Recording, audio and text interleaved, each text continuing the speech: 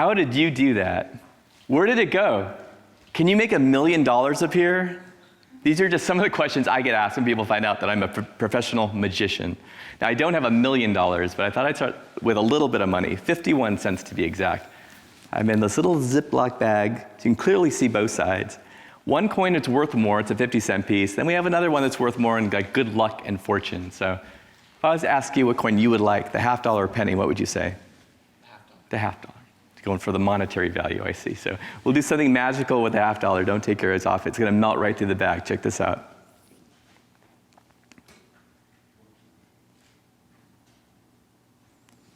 Just leaving the penny trapped inside. Now, you probably think there's a hole. Who would have said the penny, by the way? You would have said that. Here's a penny, and you could also check there's no holes in the bag at all. Lucky penny for you. So, it dawned on me, if this half dollar can go through a plastic bag, maybe it can go through like my pocket. So nothing else in my hands. I have one coin. I'm going to place that coin in my pocket. I'm going to watch as it melts right through the fabric of my pocket. Ooh. And I thought, well, if I could put that coin in this pocket, I could reach forward and make even more money appear. Now we have $1. Now, I was thinking, this reminds me of, I was standing in line to buy a lottery ticket about a few years ago. Yeah, that's when $1 million would have been a big jackpot. I thought, what would it be like if I won $1 million? I started daydreaming, like, instead of $1, what if I was actually holding $1 million? Like, what would it even feel like? Like, they probably wouldn't even have a president on it. Maybe they would have the Statue of Liberty on the face. Maybe on the back, like an iconic moment of history, like George Washington crossing the Delaware. I think, could they even fit all those zeros? You'd probably have to like make them really small in the corners. And then I started dreaming all the good I could do if I just had $1 million. And I heard this voice. He was like, sir, can I help you? And I went, oh, just one lottery ticket, please. But I guess we could all dream, can't we? So that moment of wonder you feel right now, we all have the power to create. You don't need to be a magician, and you don't need $1 million. See, I believe that wonder is 1 degree away. Just like heating water up to the boiling point, even a 1 degree micro shift in our daily actions can bring wonder to life. A smile, calling someone by name, a thoughtful nod in conversation that tells the other person, I hear you and I see you. A handwritten note.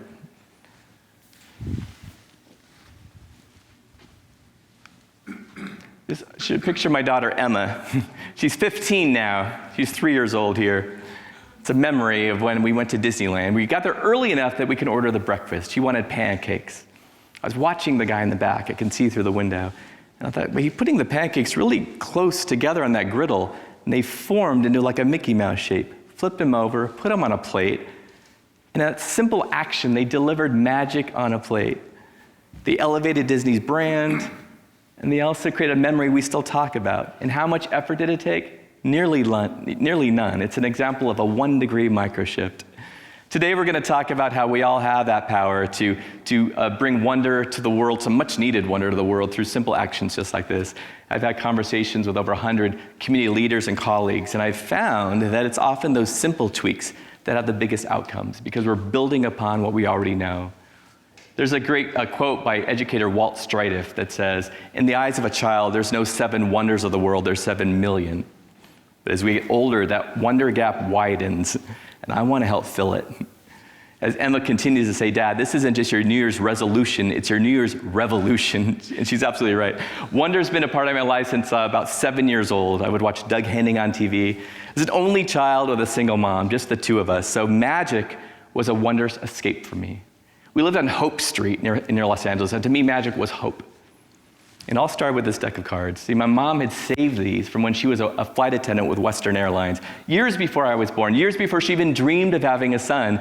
For some reason, she saved these and gave these to me, and little did she know that that simple act would propel me on a lifelong journey of sharing magic through all I do, not just as a magician, but as a nonprofit executive and a philanthropist, as a brand builder and author, as a family man and a volunteer. There's magic in all of it.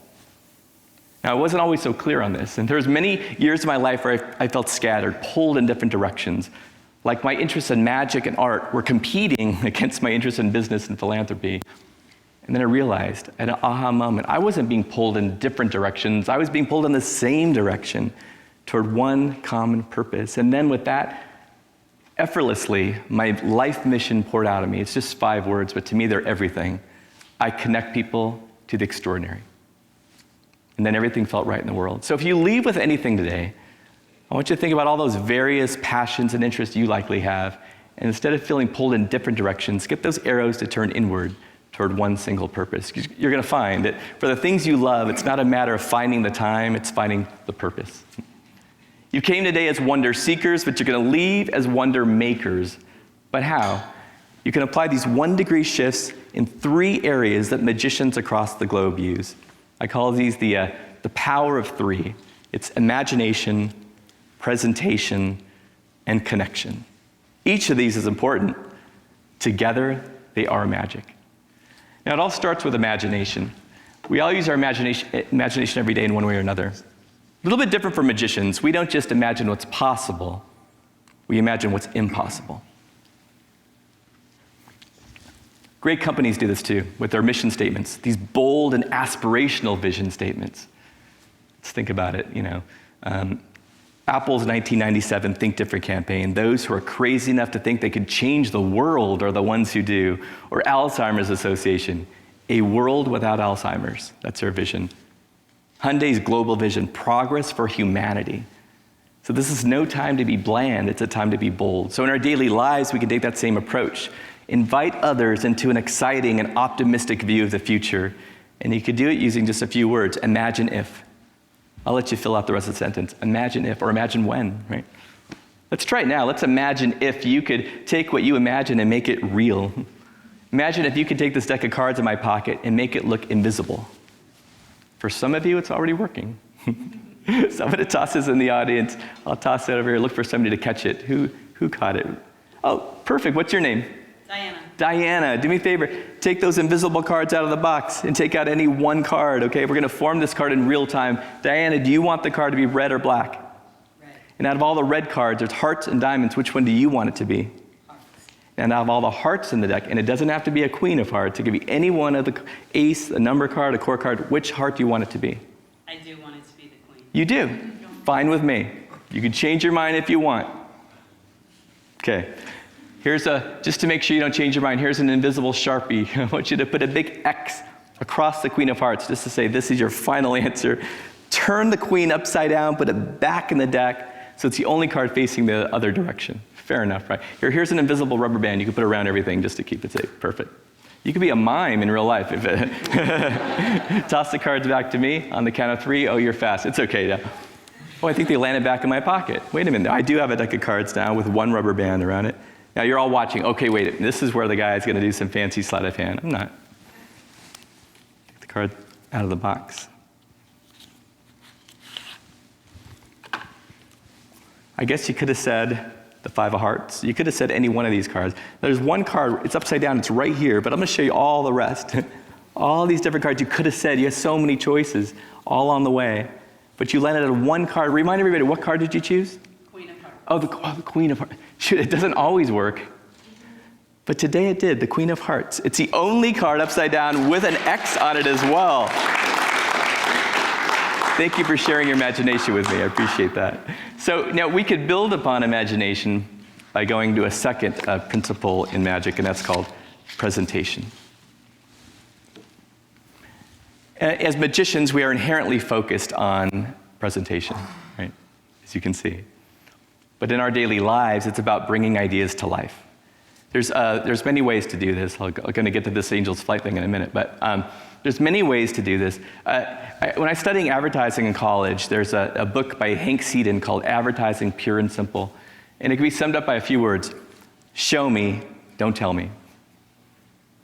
So next time you're talking about a trip you had with somebody, don't just recite the play-by-play. Reenact a highlight with a friend. Use props around the table.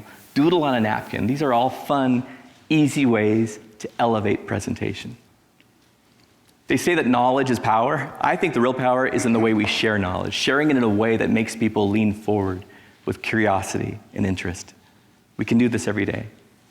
I live near Los Angeles. There's a historic trolley called Angel's Flight. I go on and talk about it. It's been there since 1901. It's done 100 million rides. What's unique about it is it goes up and down Bunker Hill. It gives people a different view of LA, and also maybe help spark their interest in what LA used to be or what it could be. We can elevate presentation even more. Diane, I could use that rubber band that was around your deck a moment ago. Thank you. You're going to shoot it at me, I see. I already got it. I'll use my wedding band too. We're going to try to recreate Angel's Flight just for you now, just using presentation. So I'll put the rubber band through the ring. So we're going to try to make the ring move without even touching it. Here we go. Thank you so much. I can only make it go down, sorry. The up part's a little hard. Maybe I can use your help. Imagine if we could all use the power of our mind to make the ring move up the band like Angel's Flight. Here we go. Just picture it happening and we see it.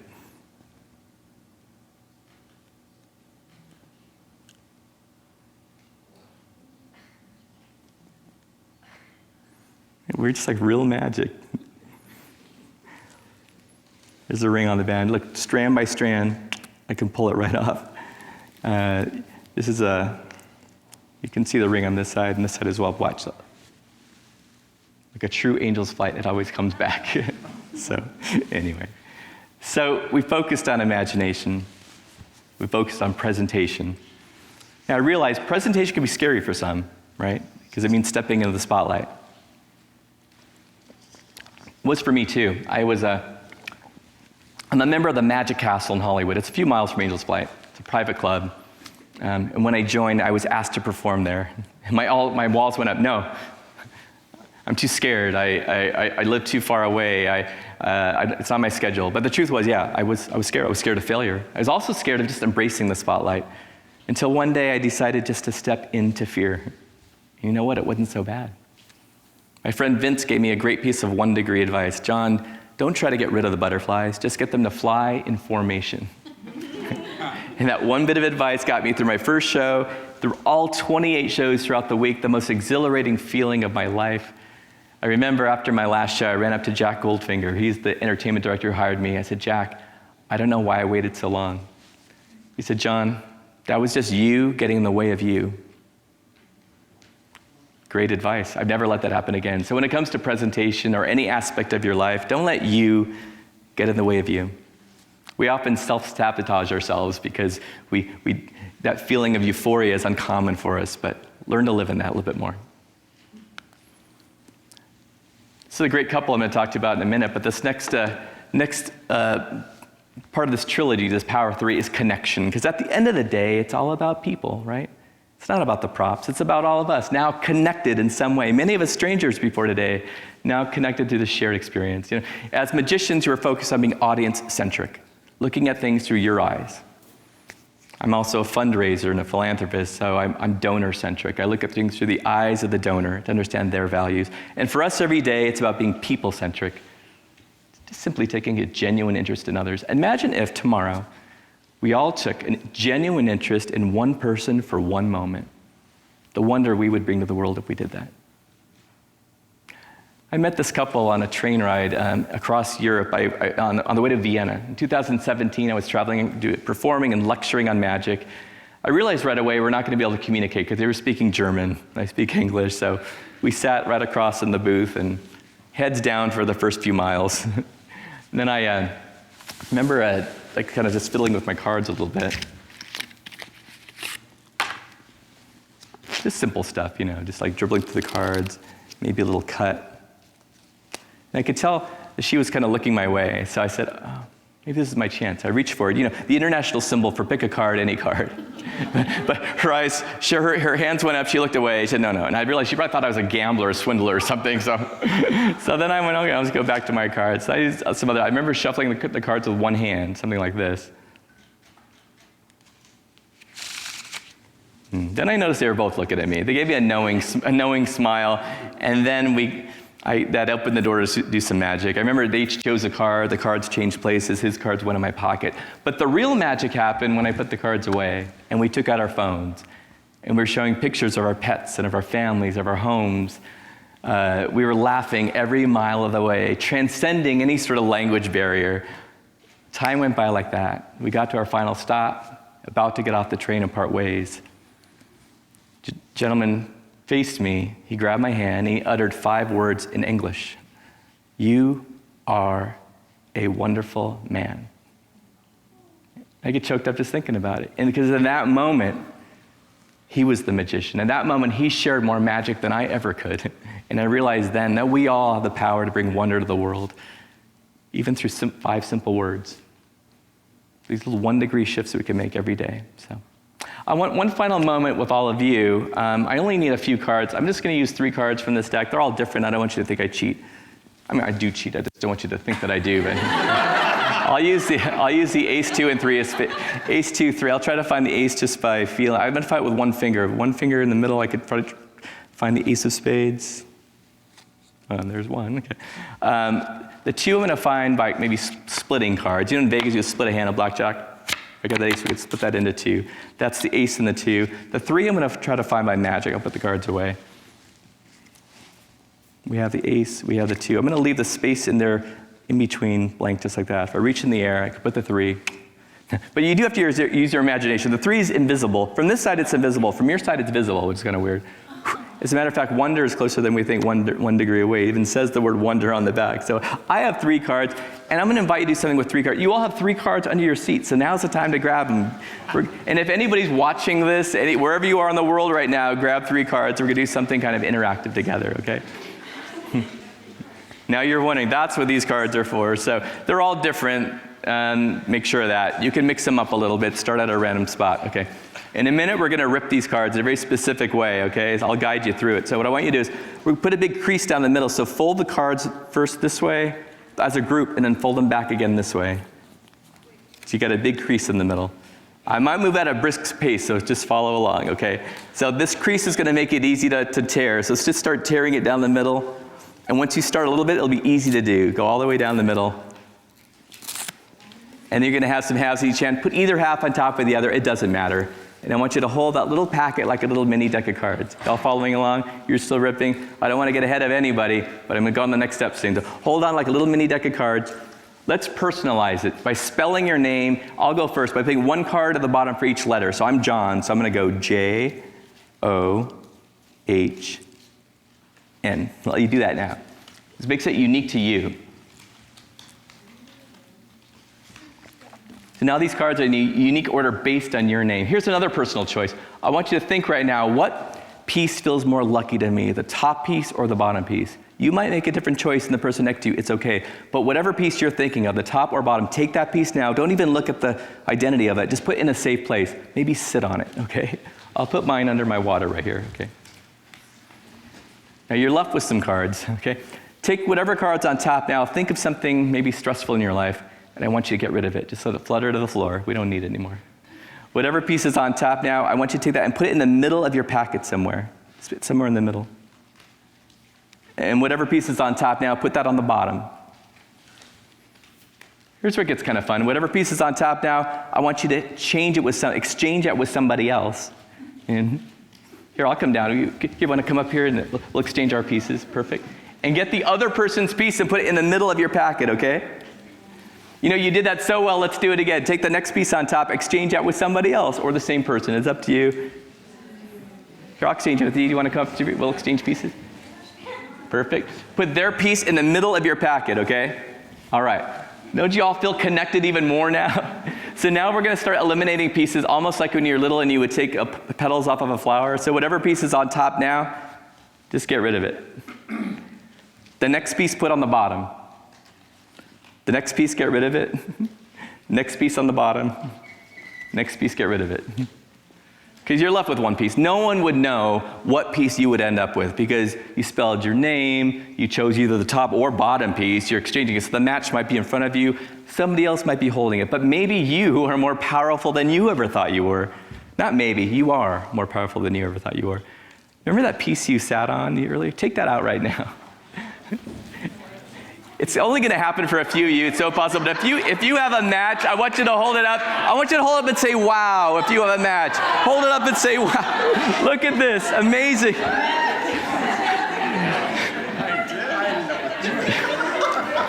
So you most certainly came in here as an audience of wonder seekers. You are now an army of wonder makers. I look forward to seeing you all on this 1 degree journey. And by the way, my time is about up right now. The stage is yours tomorrow. And remember, you don't need a spotlight. You are the spotlight. Thank you all so much.